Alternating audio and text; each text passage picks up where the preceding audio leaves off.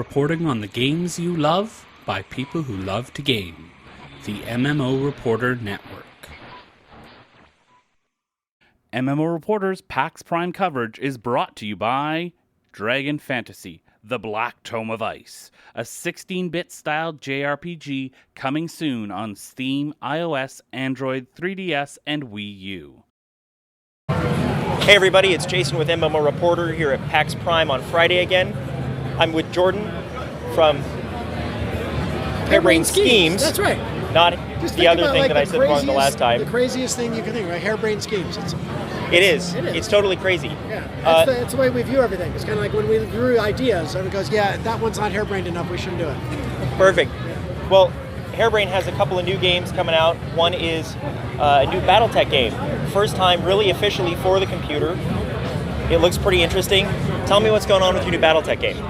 Sure. So I designed the original board game like 31 odd years ago, which is embarrassing to say, and made mech games for a long time. But it's been actually almost 20 years, 19 years since I made my last PC-based mech game. And I'm really excited to be making a new one.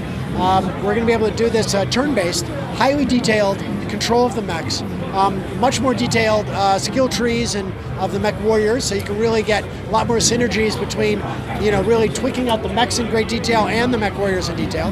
You'll control a lance of 4 mechs in the battlefield, and then be able to, in kind of the macro side, kind of the meta, be able to be managing a mercenary unit, which you guide through everything of the logistics of how to load out the mechs, how to repair them, what to pay the mech warriors, what contracts to negotiate with the noble houses of the inner sphere, everything, all those kind of things. So it's primarily a single player campaign. We hope in the Kickstarter that we'll be launching in about a month, that a stretch goal would allow us to expand to do multiplayer arena combat on Solaris 7, which is kind of the mech sport capital of the Battletech universe.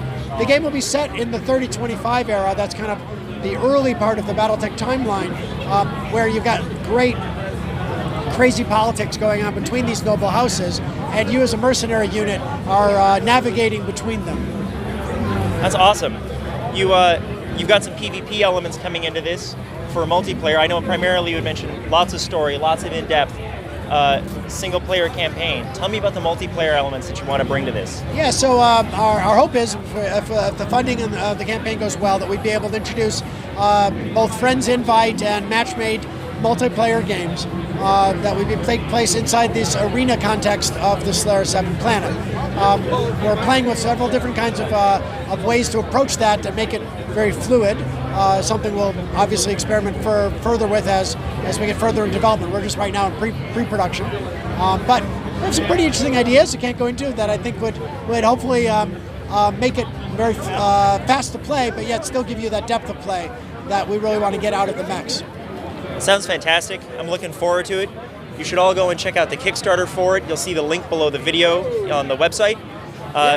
Yeah, sign up, drop on, give us an email address, and then we'll keep you up to date for when the Kickstarter launches and all the other information. It's going to be super cool. So there's another game that these guys have been working on, just released, the latest installment of Shadowrun Honk. Ta-da! Enjoy the poster behind us here, guys. You've revamped a lot of things in this game. You've got a whole lot of new stuff. Yeah. What's going on in the new version of Shadowrun? Well, this is our third Shadowrun campaign. We started with Shadowrun Returns, which was also kickstarted, and then did Dragonfall, and now this third one, Shadowrun Hong Kong, which was kickstarted earlier this year. And backers supported us in a really wonderful way, allowing us to add a huge amount of content and brand new systems to this game. So, for instance, we have a completely new version of the Matrix. In the first one, Shadowrun Returns, the Matrix was gameplay was very similar to kind of beat world, physical world gameplay. Now it's much richer and much more differentiated and visually just stunning, really, really different looking. And so that's a huge thing. And then, other things that fans have been looking for, like the ability to trade inventory items between party members, things like that from a systems level. But of course, most importantly for Shadowrun players and for ourselves is the story, right? And the world, the setting in which the story takes place.